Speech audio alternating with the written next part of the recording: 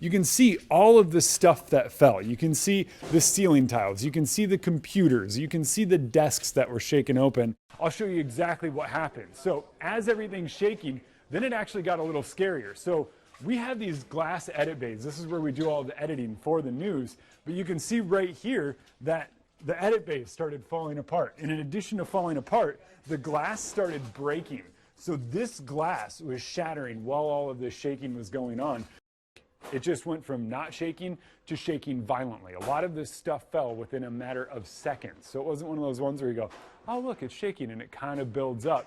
This one went violent right away. And it was, to be perfectly candid and honest, it was incredibly scary. Now we are looking at some snow coming down around South Central as we start the day. If you're coming in on the Glen, that means snow on the highway, wind out of the north, blowing some of that snow back onto the road, and other cars kicking it up. So it's going to be one of those mornings where visibility is reduced as you're driving around town and inbound on the Glen. I got it from a good source that it was quite nasty early this morning, but as more cars are coming in and our snow starts tapering off, hopefully things will improve just a bit. That snow, well, it's bumped our temperatures up, especially from where we were this time yesterday. We're up about 10 degrees around town just in the past 24 hours. Temperatures in the teens here in the Anchorage Bowl, but that is because of the snow. And with snow and wind, we're talking winter weather advisories across much of the region for what is currently unfolding. Now, some significant snowfall totals are expected in places like the Kenai Peninsula, and especially as you get down into Prince William Sound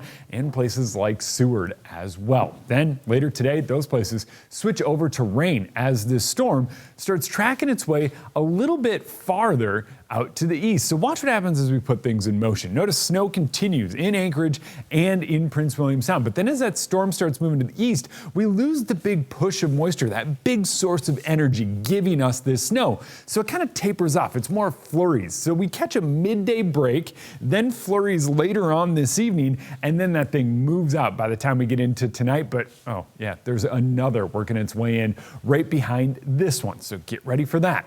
The bullseye for our snow overnight was the Kenai Peninsula. Now it starts to shift a little farther off to the east. Whittier, you're talking some significant snowfall. Turnagain Pass, some significant snowfall for you as well. Here in Anchorage, oh, about an inch, all said and done. This is storm total by the time we're all done. And then as we get into Thursday, Friday, looks like another little round as you make your way into Prince William Sound in some of those locations.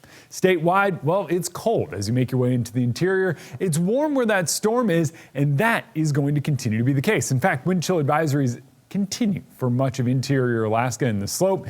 As you get down along the coast, that's where we have those winter weather advisories and even winter storm warnings for southeast Alaska from this same storm. So watch what happens as it starts tracking its way out to the east. It's heavy snow along coastal Alaska and down into southeast Alaska. That's where we're talking some places picking up more than a foot. Widespread about 5 inches. Once you get north of Juneau or up to say 600 feet in elevation in southeast Alaska, and then this thing moves ashore and winds on down.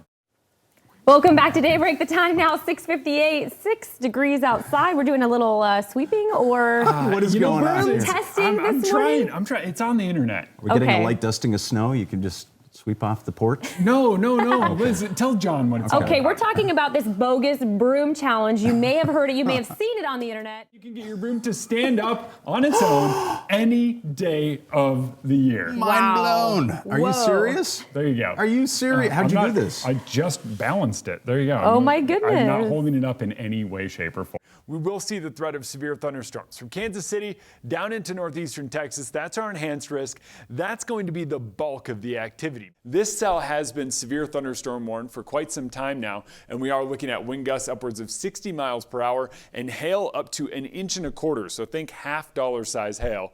Low pressure right here, and it tracks farther out to sea. That would mean more snow along some of those coastal areas. But if our low tracks closer inland, that would push a lot of that snow farther inland. We'd see a lot more rain along some of those coastal areas. In the coming days, this thing really starts to get itself together and really starts to develop. As all of these snow showers move into the Rockies of Colorado, the low itself will start making its way out into the plains and develop into what we call a Colorado low. Very, very classic Colorado low here. And here's that trough that we were talking about. Looking at digging all the way to the south, and that's really what's going to help help support this whole storm system as it makes its way out into the plains. A whole lot of snow on the backside of this is how this thing starts to unfold. It moves out into the plains, but look at what we have going on.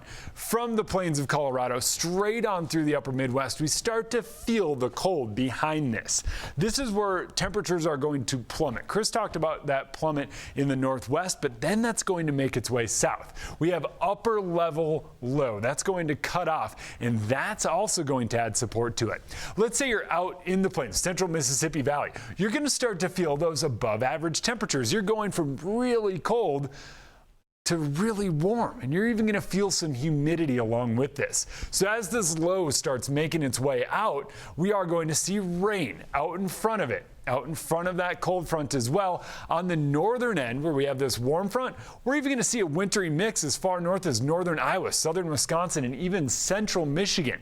It's going to be that warm that far north in January. Minneapolis looks to be on the brunt of this storm on the early model runs. Now we're a couple days out. We still have some kinks to iron out with this forecast, but in general, this low is expected to make its way across the Great Lakes, and then right along that cold front, that's where we're getting the rain. On the northern end, snow, a wintry mix along it, and then wrapping around some very cold air on the backside of this. So as we get into Monday, we're looking at that making its way out toward the coast, and this is going to be a big weather maker as we get into the weekend and early next week, and something we are going to start to focus our energy on, because this is a classic Colorado low making its way out to the coast and dumping quite a bit of snow along with it.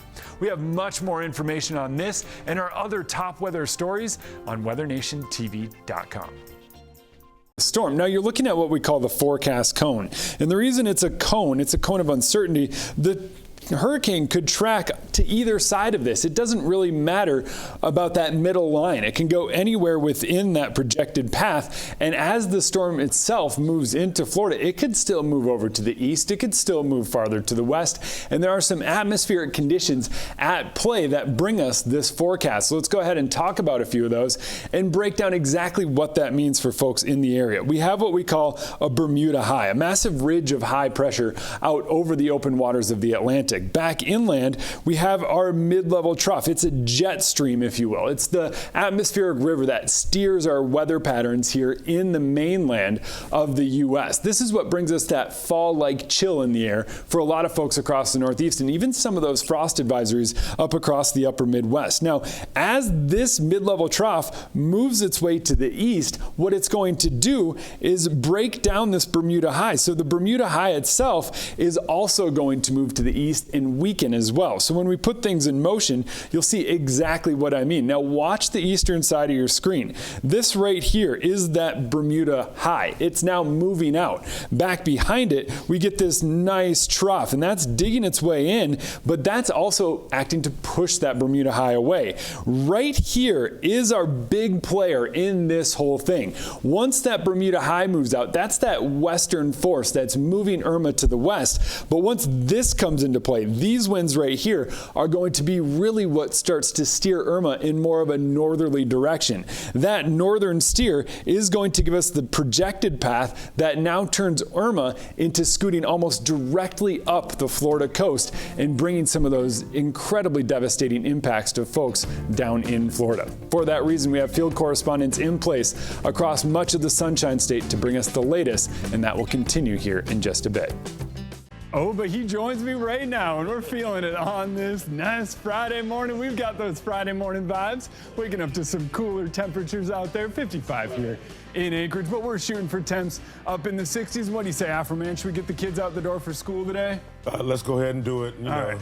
Time to push the magic button, and oh, here comes the bus. Oh, where's it? It's taking out everything, but oh, there we go. Drop off temps in the low 50s, picking them up in the mid 60s, but it is going to be smoky today, so any recommendations? I better not give them.